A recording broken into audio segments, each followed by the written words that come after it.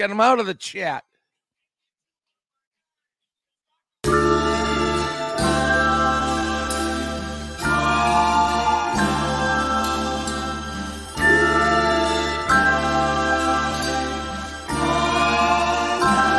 Ayo with the mayo.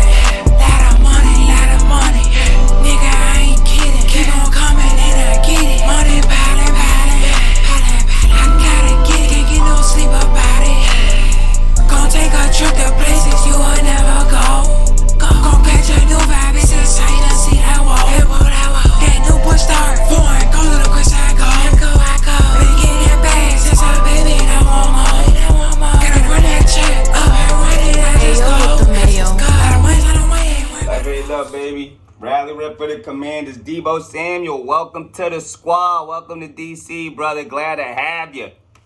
Oh my God, we about to put belt to ass on the league with Deebo Samuel. That's a big rip. Y'all saw that, right? No coughing. No coughing. Because I'm a vet with this shit. Shout out to Deebo Samuel. Commanders just got that much more dangerous. We got Scary Tay on one side, Deebo Samuel on the other side. Hit you over the top or hit you over the middle with the slant. Shit, might even run the ball with Deebo Samuel. You don't know. Or Jaden Daniels might break it for 100 real quick. House call. You never know what we're going to do. Very dangerous team right now. Very dangerous. People was asking me. I was on a phone call with my man's Manny. If Manny, if you out there and you could get to the comment and tell him that I'm not lying about this story. We was on the phone. He was like, yo, D, who would you rather... Is it Myles Garrett you rather have over there or Deebo Samuel? And I was running through. I was like, man, I was making a case for Myles Garrett because I was like, man, he an Eagles fan. I was like, I know y'all was trying to get to him. I'd rather have him over here, but having Deebo ain't a bad thing. Like, I would like how that would look with the team and his personality fit what we got going on in our locker room. Like, that would be a nice fit for real.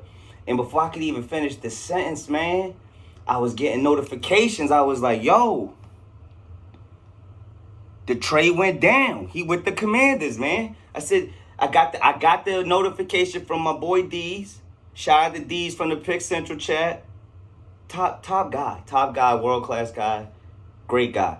Hit me up. He was like, Deebo to the Commanders. I was like, what? I'm on the phone. I'm like, Deebo to the... I'm already thinking Super Bowl. I'm already thinking NFC's championship. I'm already thinking beating the Eagles twice. I mean... The offense now, I'm ready to really fully just be one of those teams to be 100% offensive. Forget the defense. Like, let's just go ahead and go get a 1,000 top dog running back while we at it. Let's go get James Cook. Let's go get James Cook. Let's go get James Cook. I don't want to hear nothing else. Let's go get James Cook. We got Deebo Samuel, Scary Terry, JD. We got Zach Ertz. Zach Ertz proved himself. I don't think we really need to go invest in a tight end. But look, go get James Cook, or if there's a running back in the draft, go get him and go get a linebacker. Because I think we got to go upgrade at the linebacker at the next spot if we're going to do that, if anything else. But Deebo Samuel coming to this team makes us so much more aggressive. We're going to be putting shoulder down on offense, man. You're not going to want to see us. All of that. We was playing bully ball last year with freaking people from Walmart, the all liquor store team. People sitting outside drinking 40s and shit. Like, no offense to De'Ami Brown, but you're not Deebo Samuel. And we was doing business with Deebo Samuel. Oh, you might only 36. I don't want to hear. Special teams was a problem, and defense was a problem. And not having other dudes out there. It was too easy it started getting too easy to guard JD and Scary Terry once you got down to the nitty-gritty in January. That's what happens. That's all that happens. But now we got another threat with Deebo, and we got another toy for Cliff Kingsbury to be playing with out there. We're going to be dialing it up. It's going to get nasty. And I'm saying, All of that Eagles tough talk. Oh yeah, we won the Super Bowl, this, that, and the third. Y'all got y'all year. Y'all got y'all respect.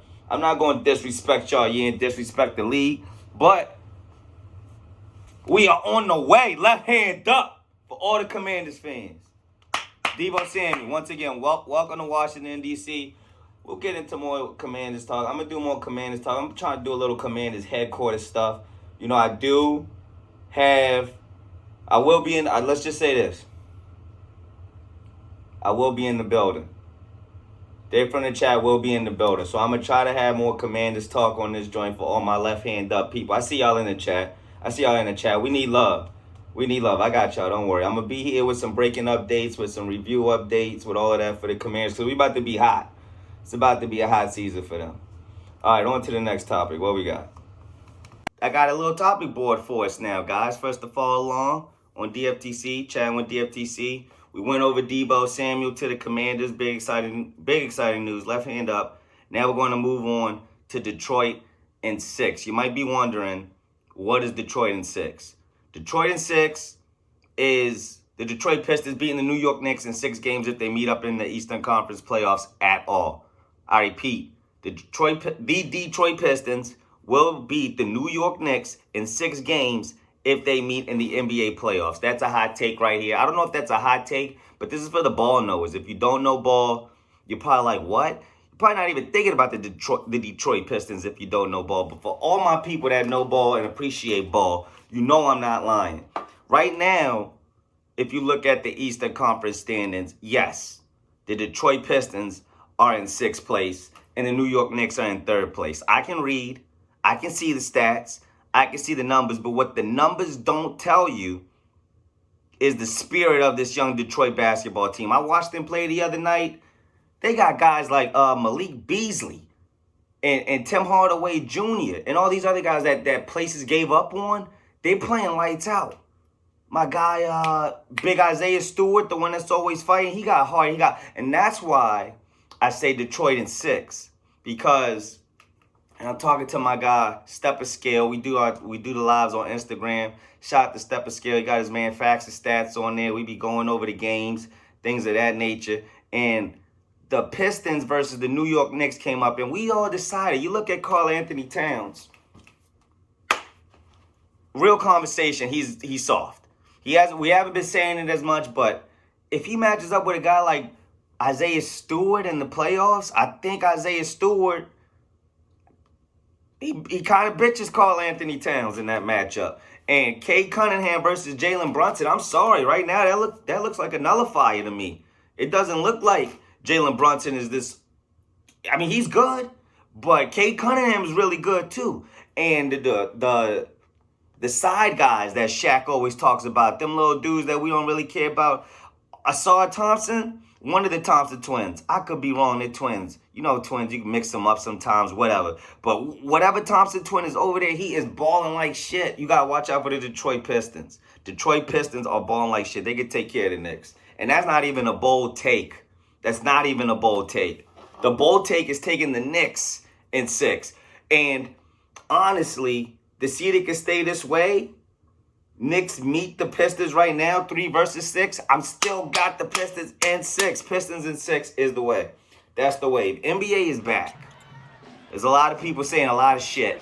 NBA is back. I'm sorry to be cursing. NBA is back. We got to stop hating on the sport. We got to stop worrying about the face of the league or whatever. It's too many faces now. And it's not an issue to have that. I tell you what's going on. People think it's 1985 where you can only watch 4 or 5 basketball teams at a time. It's 2025 now, ladies and gentlemen. You can watch the Detroit Pistons any night you want to. So Cade Cunningham could be the face of the NBA, depending on what's going on. It changes. It's not tied down to one guy anymore. And we was having this debate as well with Stepper Scale that we do on Instagram. It's like they want to make it Jason Tatum, or they want to make it Anthony Edwards, or they want to make it this guy or that guy. And they're like, well, what happened when LeBron became the face of the league? How did that happen? He didn't technically dethrone Kobe ever in the playoffs. So I don't know if we're looking for that moment to happen, but that moment never happened for LeBron. LeBron was teamed up with Dwayne Wade in the Miami Heat era. going against the Celtics, and he did that head up. He had that head down pose or whatever. He made that face. It was the red jersey, Miami Heat. That's when LeBron took over, for me personally, over Kobe. That's when it was like, okay, it's LeBron's league. And then we was having a conversation, why isn't it Steph's league? When was it ever Steph's turn? And Steph kind of had, we going off on a tangent, but that's how you do it with chatting. Steph was more like the Allen Iverson, right? We saw that where Allen Iverson impacted the game where everybody was wearing the headbands and the sleeves. Now everybody wants to shoot the three. It's a different kind of impact, but a similar kind of impact if it makes any sense at all. I know there's going to be haters that be like, yo, that makes no fucking sense. Whatever. But that's how I feel about it. But anyway, getting back to whatever. Detroit in 6. And also, watch out for the Bucks when Bobby Portis comes back. When Bobby Portis comes back for the Milwaukee Bucks, ladies and gentlemen, they're sitting at 4 and 6 games behind the New York Knicks. Right now, if the playoffs started, they would be playing the Pacers, which is a sweep. It's a sweep. The Pacers are freaking irrelevant. I don't even know how they're staying at the 5 seed. I honestly think Detroit is selling so they don't have to meet up with the Bucks in the first round, which isn't a bad idea because the Pacers suck. Pacers are horrible. Then you got the Miami Heat at 7 below the Detroit Pistons. And then you got the Orlando Magic at 8. Orlando Magic needs to be a little bit better. Orlando Magic, I thought you would be not at 8. Not at the 8 seed. Oh, my God. I thought you would be at the 5 seed actually playing the Milwaukee Bucks. And I thought that the Milwaukee Bucks would be at the 1 seed. It's all over the place, to be quite honest. You never know. It only matters to the playoffs. But Detroit is 6. Next week, I'll go over a Western Conference team in the playoffs that I think has an easy match. Not an easy matchup, but a sneaky matchup that people aren't looking for. But Detroit in 6. That's what I got for y'all, man. Okay, before we get into the last topic for tonight, chatter of the week. I got to enunciate my words a little bit better. We're going to go ahead and jump into the voicemails. I got 2 voicemails this week. Do not want to ignore my callers. I know we're switching things up, but the one thing I will never do is ignore the chat, ignore the callers, ignore the people that's tuning in. W to the chat, W to the viewers, W to everybody. All right, let's just jump in. You already know what it is. If you don't know, phone numbers everywhere, but it's 202-643-7366. That's the number. It's not changing at any time. I'm trying to figure out the live aspect. All right, whatever. Here we go. Voicemails. Talk to me. What's up, Derek? Your dearest partner, Mark here. Mark. Question for you. What makes Gears of War irrelevant now? Why is nobody playing anymore? Why isn't it as popular as, like, Fortnite or Call of Duty? Good question. It's got the guts. It's got big explosions. It's got awesome guns. It's fun. It's fast. Where did they go wrong? And how can they adjust? Thanks, Derek. See you on Gears later. That's my boy. Shout out my boy Mark. He gives me live play sometimes. He hit me up for the live golf bet. Let's live golf bet Mark. And it's an excellent question for Mark there, because Gears of War, that's our game. That's our game. It's a fun game. It does have a lot of action. I don't know, Mark. I love Gears of War. You got your shotgun. It's not too much going on with the gats. And it's not too much running around. If you want the smoke, you go get the smoke. You pull out the shotgun and you go find the guy. It's not no building or special abilities type shit going on with Gears of War 3. You point your gun at the guy and you... Now, it's some funny stuff going on in Gears, don't get me wrong. It's definitely wall hacks and hitting corners at the right angles, getting the right weapons. There's some certain weapons in that game that just makes 0 sense. Literally 0 sense. I mean, absolutely. If you play the game, you know what I'm talking about. And I'm gonna actually put up some clips in here of some of the BS that's happened to me. I could put a full minute montage of the BS that's happened to me. I'm gonna put it on the side actually so that you guys can see. Gears of War is a crazy game and it's a fun game. I don't know why. I think we should pick it back up. I think that we need to go ahead and invest in some of those old classic shooter video games. I'm talking Halo 3, Halo 2, Call of Duty Modern Warfare, Call of Duty Infinity War, whatever one that had the green cover was the best Call of Duty. I don't care what nobody says. That was the best Call of Duty. Not this new shit. I don't know where you're parachuting. I can't play that. I cannot play where people are shooting me before I even hit the ground. I would get way too frustrated. I can't do it. I used to try to play Apex, and that game used to tear me apart. Could not do Apex. Was horrible at Apex. I lost friends because of how bad I was at Apex. That I'm being very serious about that. I've lost people in my life because of that. So, but Gears of War, we need to bring it back. I agree, Mark. Bring back Gears of War. Great game, classic game. And for the real guys like me and you in their 30s, not upper 30s, lower 30s, that's kind of still into the video games, but not really good at the video games. W call, Mark. Thanks for the call, brother. Excellent call. And if Mark gives me the live play chat, I'll let you guys know that it's a live play Mark play. Maybe, maybe not. Just follow, just ride. All right, next voicemail. Hello, Derek. Just calling, going through a lot. Got a question for you. Talk to me. When you break up with your significant other, companion, girlfriend, Yep. mate, whatever you want to call it, should you feel heartbreak, even though you're happy she's gone, but still feel emotional distress? Let me know what you think. Riders forever. Riders forever, yo. That's the real call. I'm glad somebody finally called me on some relationship advice, because I got good relationship advice. I know I'm single. I ain't got no kids or whatever, but I've been through some shit. And you know what? Don't feel bad for feeling good. You're not hurting nobody. You're not hurting nobody. You got to take it one day at a time with your feelings. And because getting over a breakup is not easy. It's never easy. You know what's easy? Beating yourself up. Looking in the mirror and be like, oh man, I should have done this, or I could have done that. Don't beat yourself up about those things. Pay attention to them. Try to learn.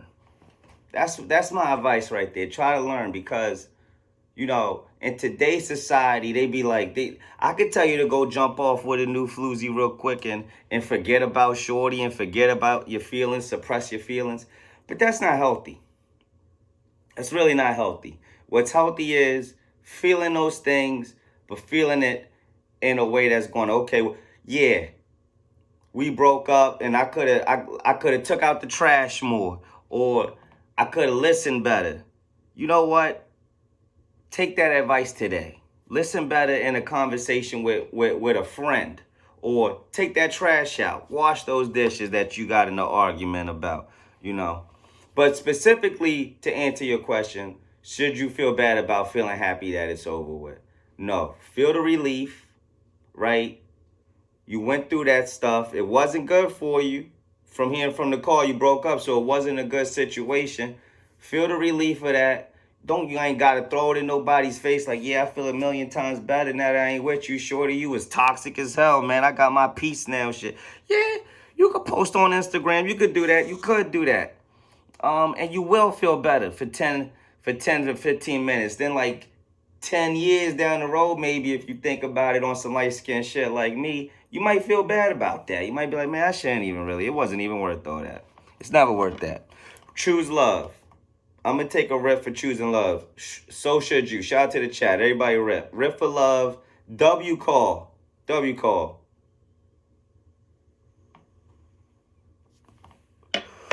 You want to be on my certified lover boy shit over here. Valentine's, baby. I got the answers for you. And that's all the voicemails. So shout out to the people that's leaving the voicemail still. Voicemail line is always open. Toll free. 202-643-7366. Give me a call. Leave a voicemail. All right, we made it this far in the show. Chatter of the week. You might have been looking at the bulletin board that I had up. What the hell is chatter of the week? Pretty easy. It's somebody that I see in the chat doing their thing, being great, bringing the vibes, not putting out hate. Because you know what it is? I'll break it down to you quick and simple. sometimes the chat gets a bad rap because there's some bad apples in there. There's some bad apples. There's some people being jerks, not funny, not clever.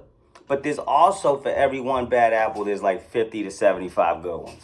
And I think that we need to start showing love to the people that deserves it. And they're there consistently. You know me. I'm pretty much in every chat every day, all the time.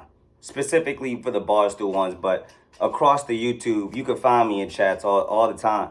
So it's just, and it's important. It's important that our fans feel appreciated. People that spend their time with us, get their free time, because free time ain't really free. And to come in there with a positive attitude, to be bringing the vibes, throwing W's, things of that nature, things that I see that is important. This award show 100% biased.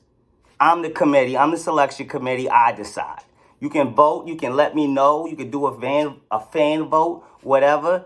But at the end of the day, it's my call. And this week, it goes to James Polnick. I know you know the name. James Polnick. Shout out to you, brother. If you see him in the chat, he's usually saying rip. And you know what that means. He's the original rip guy. He is. I got the rally rip. The name was inspired from James Polnick's rip call in the chat. That's the 100% truth of that matter. 100% truth of that matter. So shout out to James. And he's never changed his tune. He's there all the time for pretty much every stream in Barstool. He's consistent as well. I see him. I know he's there. It has nothing to do with the shout outs, and I'm serious about that. I've even seen him doing his thing, and I'm nowhere near the chats. It's not about me on this one, guys. So shout out to James. I'm gonna put his YouTube page up so that you guys can follow and support somebody that is 100% a supportive guy, and I think that he deserves it. He's earned this week's Chatter of the Week award, and I'm gonna take a rip for you. The original rip call, James Polnick. If you see him in the chat, throw him a W for me. Throw him a W for me and throw him a W for you. Shout out to you, James. Keep doing your thing, man.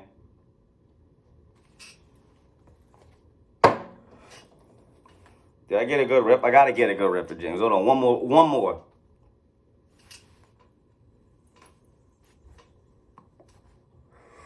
There we go. I think I got to charge it. All right, so that's today's show. Thank you, everybody, for calling in, for tuning in. Like and subscribe. And remember, it's Riders Forever. Forever. Get them out of the chat.